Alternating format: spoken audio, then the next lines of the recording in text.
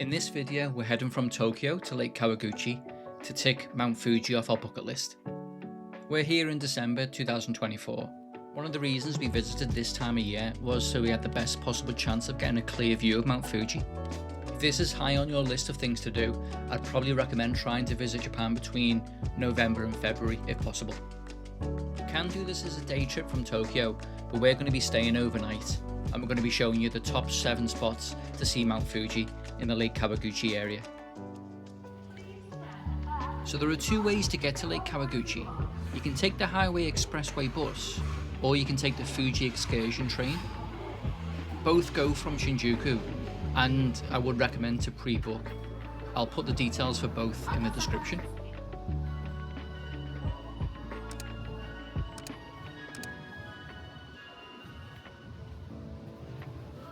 But today we're taking the excursion train.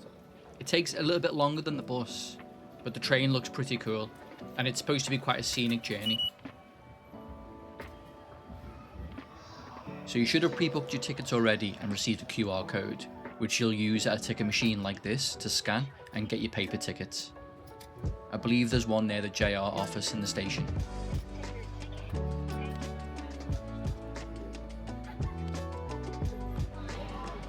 Once you have your tickets, you'll be looking for the JR Chuo line platforms, and it should depart from platform 9 or 10, but you'll be able to recognise the train. It's quite distinct and looks pretty futuristic.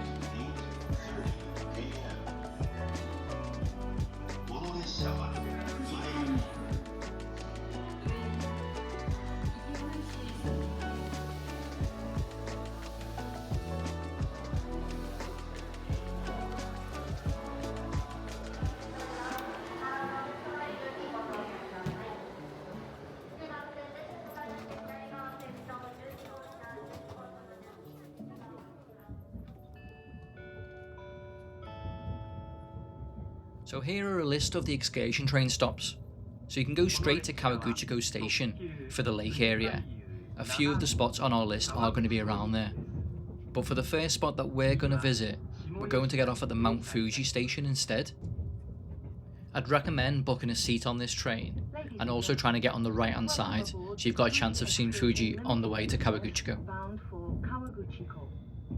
The next stop will be Shimoyoshida. Thank you.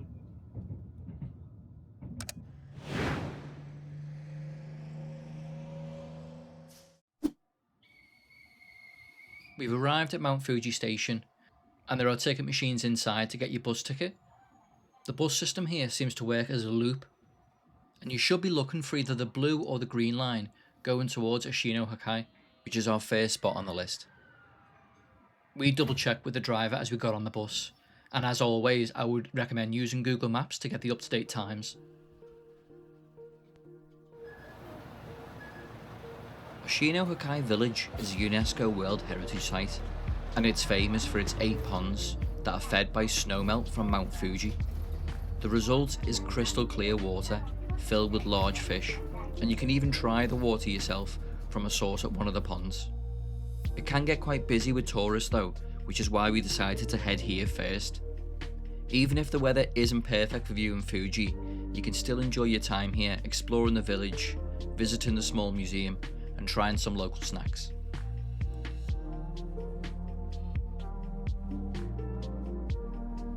In the past, Oshino Hakkai was an important stop for pilgrims who were making their trek up to Mount Fuji. 8 is an important number in Buddhism due to the Eightfold Path, which is the path to Nirvana. And so pilgrims would make their way around the 8 ponds, where they would purify themselves in the springs, before continuing their trek. Looking at this view, it's not hard to understand why the ancient Japanese believed that gods lived at the summit of mountains like Fuji.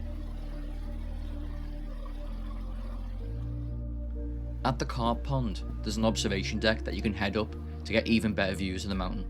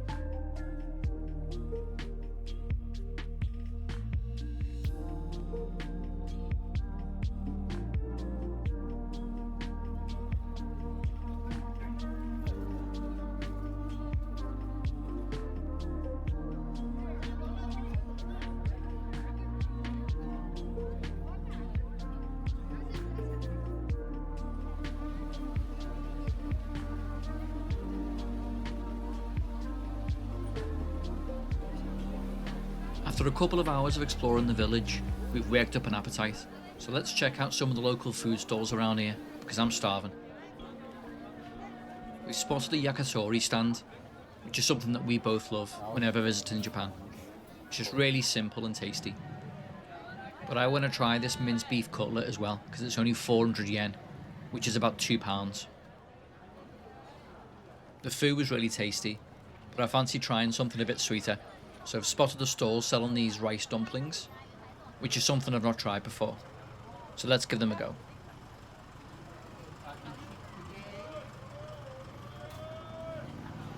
I thought it was really nice actually. It does have a really subtle sweet flavour, and nice and chewy, with a toasted aftertaste, which was nice as it's starting to get a bit of a chill in the air. But let's head back to the bus stop now, and we're going to head towards Kawaguchiko station to visit our next stop. You might notice some signs with taxi numbers and QR codes if you'd prefer that, but we were fine using the bus.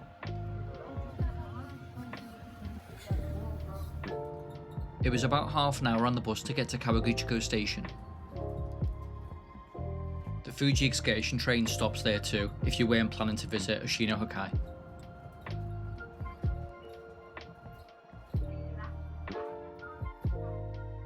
The station is the main hub for getting around this whole area. It also has quite a big gift shop inside if you want to get any Mount Fuji related stuff. If you can spot them, I'd recommend the Mount Fuji themed Kit Kats. I think they were like a blueberry cheesecake flavour, but really nice. And the reason it's on our list is on a clear day, you can get this view behind the station. And whilst you're here, walk 3 minutes round the corner to the nearest Lawsons. It's become popular on social media for this iconic view, so it's definitely worth a look, although there have been some issues with tourists blocking the road and traffic, so we didn't stay here for long.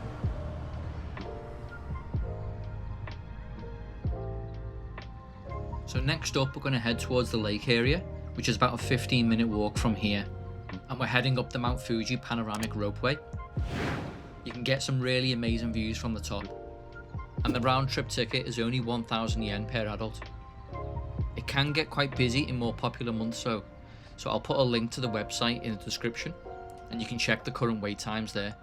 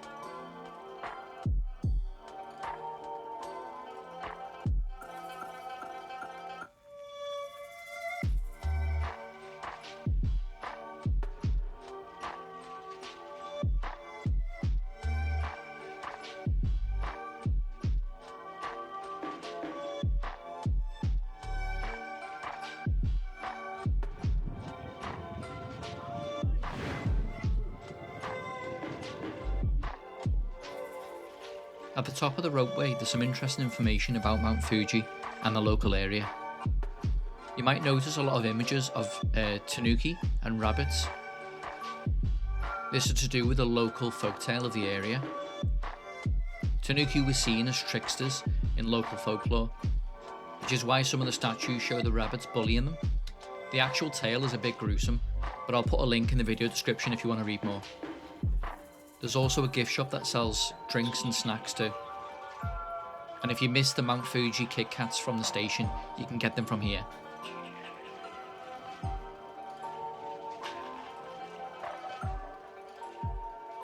I think with the position of the sun, we've picked the wrong time to come up the ropeway, but it's still a really nice view.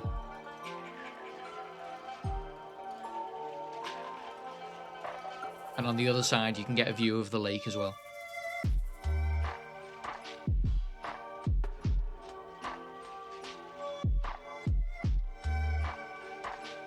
If you're braver than me, you can also ride on these giant swings for a unique view facing Mount Fuji.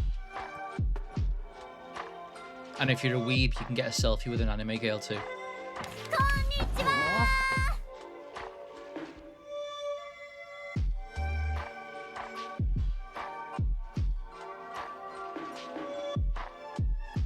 There's a rabbit shrine here too. In Shintoism, rabbits are normally a symbol of fertility and safe childbirth. You can try some kawaraki throwing too. The aim is to throw the clay disc through the ring. We failed miserably. Let's head back down, because our next spot is just opposite the Ropeway. You can't visit this area without taking a boat trip around Lake Kawaguchi. We decided on a sunset cruise, hoping to get more fantastic views of Mount Fuji.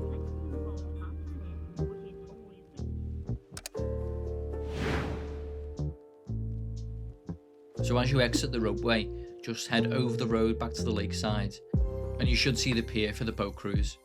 We just bought our tickets at the pier, and I couldn't find an option to book them online, so I think it is a case of buying your tickets as you board.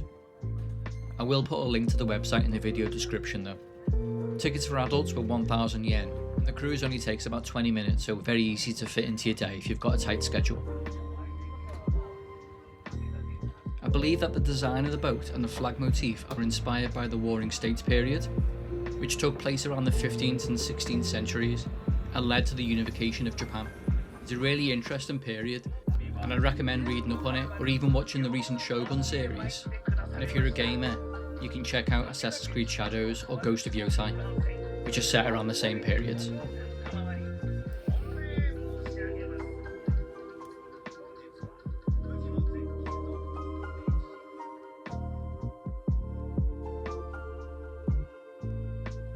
We've been so lucky with the weather so far, and this is another great view of Fuji. I don't know if it comes across in the video, but at sunset there's a beautiful blue sheen at the base of the mountain. So if you are staying over in the lake area, I'd recommend taking the cruise around this time if possible.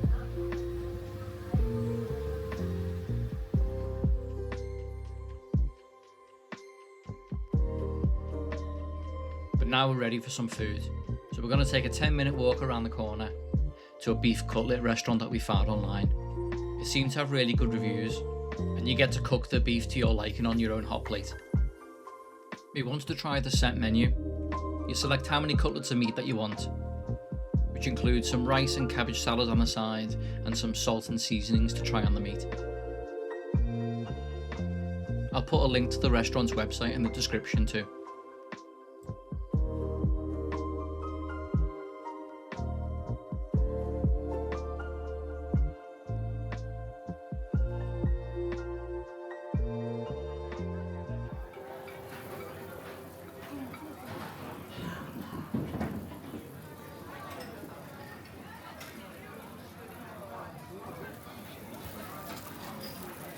The food was delicious, and we were only hungry enough for one cutlet each, so it was under £10 and you get a free refill of rice too. And now that we're fed, we're ready to check out our hotel. We've booked this one specifically so we can get some early morning views of Fuji without any tourists around. So let's check it out. Hotori No Hotel Ban is located on the northern part of the lake, so we jumped on the bus next to the pleasure boat pier, and it was about 15 minutes. I'll put some details for taxi firms in the video description too though. They have a range of different room options, from about £85 to about £115 per night. We opted for the one with the open air bath, so we're in one of the chalets down the road. Because it was late, the receptionist offered to walk us there, which I thought was nice. There's a family mart outside too if you need to get any snacks, as we couldn't really see any restaurants and bars around here.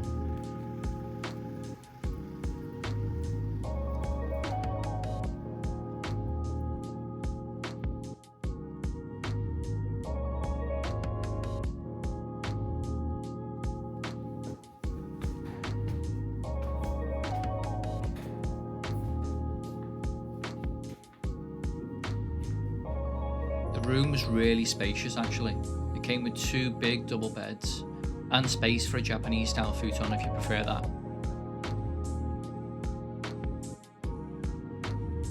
And outside there's a small terrace with a plunge pool, which is why we booked this.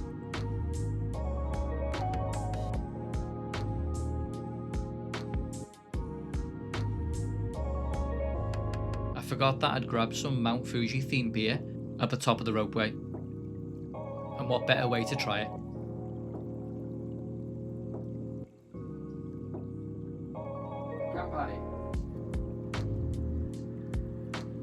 Nice. It was not nice, but fortune favours the bold, and we did have some yebisu in the fridge. It's about 7 AM and we've just headed over the road from the hotel to the lakeside. It's absolutely freezing. It's early December, so the weather's definitely on the turn, but the views are worth it. I love how the morning fog is rising up against the base of the mountain.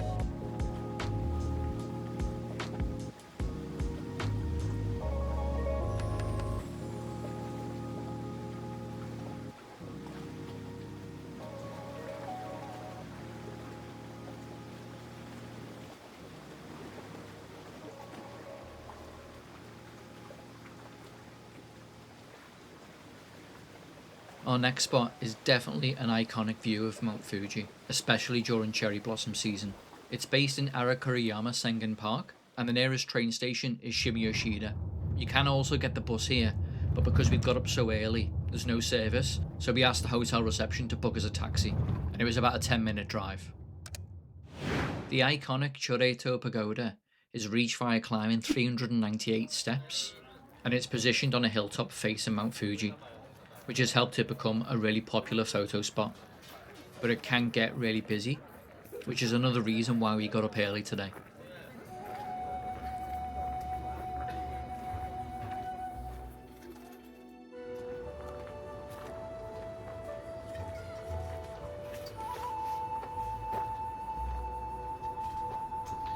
I think ordinarily these steps would have killed me right off, but we did get some good practice in climbing down Mount Mizzen on Miyajima Island, and you can check that video out on my channel.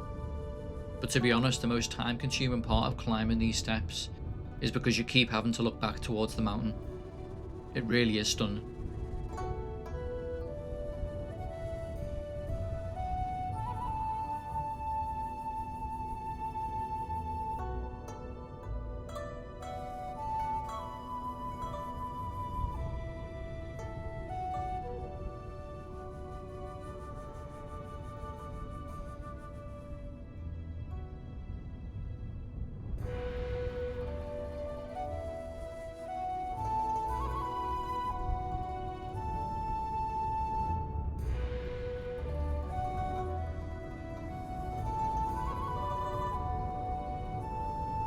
The pagoda is 5 stories tall and serves as a memorial tower dedicated to people in the local area who have died during war.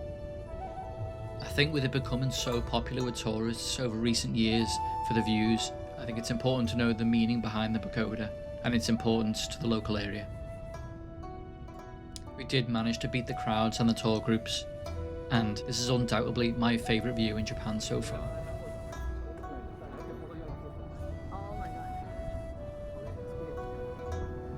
If you've already been to Japan and you've seen Mount Fuji, I'd love to know where your favourite spots are too. And also, if I've missed any must-do things in Lake Kawaguchi, let me know down in the comments.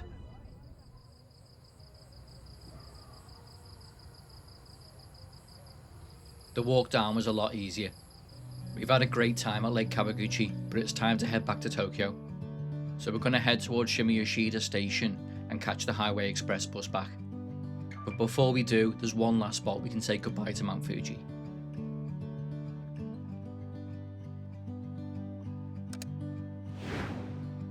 We found this small cafe walking back towards the station, and on a clear day it has great views of the mountain. You can grab some ice cream or a green tea and watch local workers farm the soil, with Fuji as a backdrop.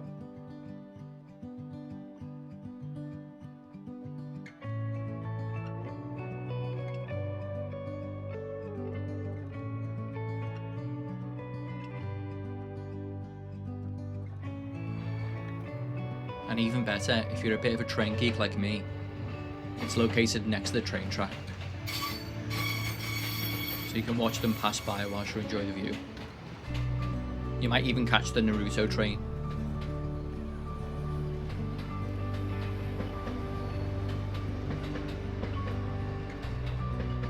or the Fuji Express.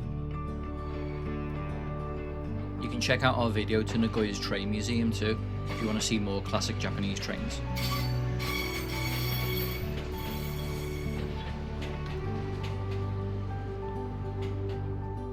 Looks like it was worth getting here early, as the tour groups are starting to arrive.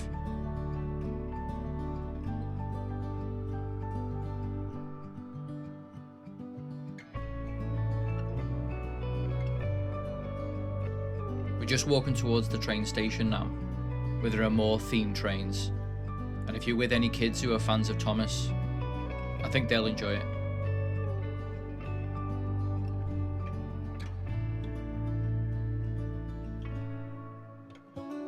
We've got a bus to catch, so unfortunately we don't have more time to explore Shimoyoshida. If you do have more time, head to Honsho Street, as on a clear day you might get this view of Fuji.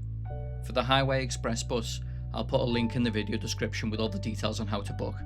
You can get it back directly from Kawaguchi Station to Tokyo, but we're going to jump on just past Shimoyoshida, as we're here already.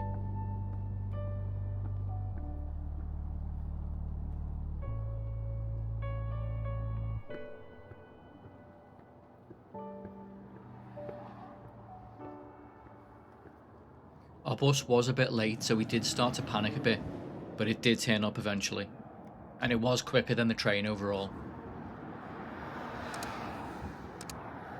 If you enjoyed this video and could drop it a like, I'd really appreciate it, and I'd love to know what your Japan travel plans are in the comments. In the next few videos we'll be exploring the areas of Shinjuku and Shibuya in Tokyo, and then we'll be taking a day trip to see the giant Buddha in Kamakura and Enoshima Island, which had one of the best sunsets I've ever seen. So you can click subscribe and the notification bell, and we'll let you know when the next videos are out.